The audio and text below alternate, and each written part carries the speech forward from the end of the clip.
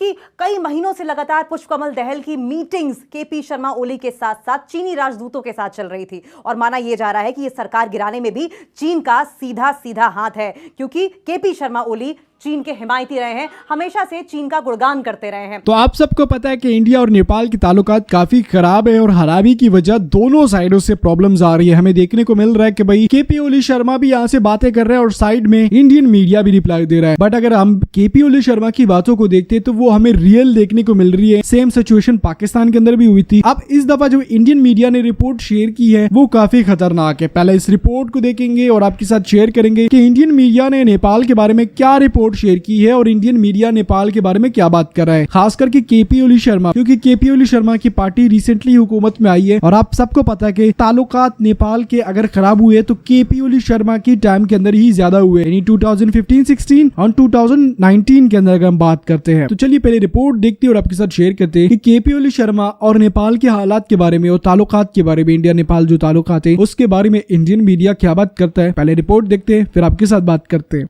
नेपाल में आखिरकार पुष्पकमल दहल प्रचंड और शेर बहादुर देववा की 15 महीने पुरानी गवर्नमेंट गिर गई, टूट गई गवर्नमेंट, और तोड़ा किसने? चीन ने। चीन को रास नहीं आया कि शेर बहादुर देवगा और पुष्पकमल दहल साथ साथ काम करें, क्योंकि चीन चाहता था कि केपी शर्मा ओली जो कि पहले प्रधानमंत्री रहे हैं नेपाल के, वो पुष्पकमल दहल प्रचंड के साथ काम करें, क्योंकि केपी शर्मा ओली जो हैं वो भारत के खिलाफ जहर उगलते रहे हैं और चीन की हिमायत करते रहे हैं।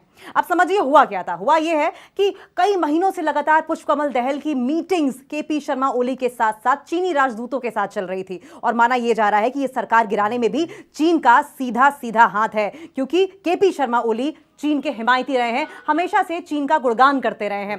केपी शर्मा ओली, याद कीजिए, वही हैं जिन्होंने भारत का जो फेक नक्शा है वो प्रस्तुत कर दिया था, जिसमें उन्होंने लिम्पियाधुरी और काला पानी को चीन का हिस्सा बता दिया था।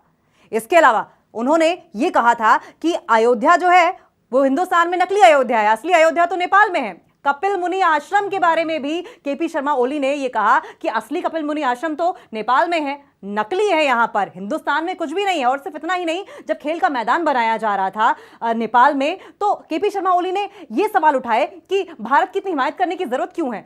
क्यों हमारा जो विश्वस्त देश है चीन, उसके खिलाफ ये विश्वासघात नहीं होगा अगर हम खेल का मैदान हिंदुस्तान के लिए बना देंगे? जब बौद्ध धर्म मंदिर बनाया गया, जब बौद्ध धर्म आश्रम बनाया गया, जब बौद्ध संस्था वहां पर बनाई गई, तब भी इसी तरह की बयानबाजी केपी शर्मा ओली की ओर से की गई।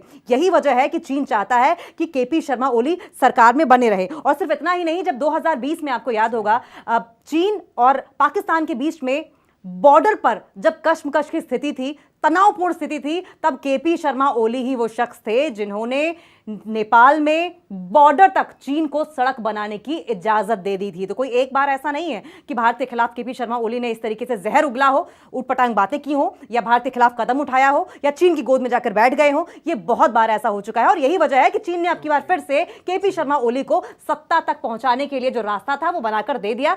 शेर बहादुर देववा को साइड में कर दिया, क्योंकि शेर बहादुर देववा भारत के साथ खड़े होते थे। लेकिन केपी शर्मा ओली को यह बात तो जरूर समझ में आनी चाहिए कि भले ही सत्ता के सिंहासन तक का रास्ता चीन ने बनाकर उन्हें दे दिया हो, सत्ता तक पहुंचा दिया हो, एक शख्स के तौर पर पावरफुल उन्हें बना दिया हो, लेकिन एक कंट्री के तौर पर अगर नेपाल के बारे में वो सोचेंगे, एक देश के तौर पर नेपाल के बारे में सोचेंगे, तो कहीं ऐसा ना हो केपी शर्मा ओली कि आपका नेपाल पाकिस्तान, श्रीलंका, मालदीव्स या बांग्लादेश की तरफ बनकर रह जाए, चीन के माया जाल में, कर्ज के माया जाल में ऐसा फंसे कि सदियों तक उबर ना पाए। कहीं ऐसा ना हो भारत जैसा एक अच्छा दोस्त आपके हाथों से निकल जाए।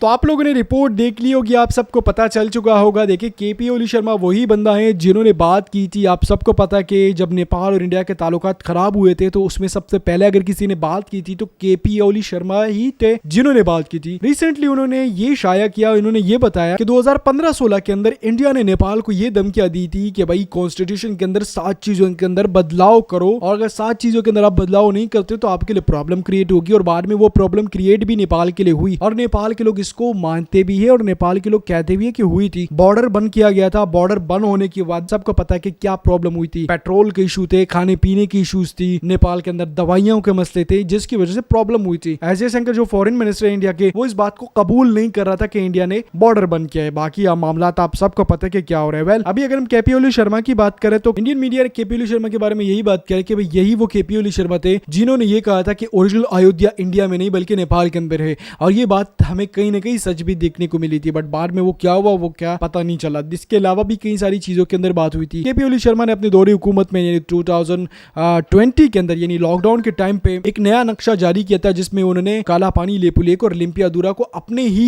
हिस्से में डाल दिया था। और वो अभी भी इंडिया का नहीं, वो नेपाल का है, बट कंट्रोल इंडिया कर रहा है। तो जिसकी वजह से उसके लिए प्रॉब्लम बनी और इंडिया वाले ये कह रहे कि ये एंटी इंडिया है, और है भी। बात हमें देखने को मिल रही है, जाहिर सी बात है, जब 2015-16 की इसकी हुकूमत में इनको इतनी हेट मिली और इंडिया ने इतनी धमकियां दी, तो उसके बाद नेपाल का प्राइम मिनिस्टर क्या ही कर सकता है। वेल, आप लोगों ने देखा कि केपी ओली शर्मा के बारे में यानी जो फॉर्मर प्राइम मिनिस्टर है नेपाल के बारे में इंडियन मीडिया क्या बात कर रहा हूं। ताल्लुकात के बारे में आप सबको पता है कि क्या है। ये वही केपी ओली शर्मा है जो 2020 में नेपाल ने पाकिस्तान को एड दी थी। याद है आप सबको, कोरोना वायरस की जो वैक्सीन थी नेपाल ने पाकिस्तान को दी थी। हालांकि उस टाइम पाकिस्तान में नहीं आई थी, नेपाल में आई थी, तो नेपाल ने पाकिस्तान को दी थी। इस तरीके से बहुत सारे अच्छे अचीवमेंट थे नेपाल के प्राइम मिनिस्टर के, और आगे आने वाले वक्त में भी होंगे, हमें देखने को मिल रहे हैं। वेल, अगर आज की वीडियो आपने देखी, इंडियन मीडिया क्या बात कर रहे हैं नेपाल के फॉर्मर प्राइम मिनिस्टर के बारे में और इंडिया नेपाल के ताल्लुकात के बारे में, अगर वीडियो अच्छी लगी है तो लाइक लाजमी करें।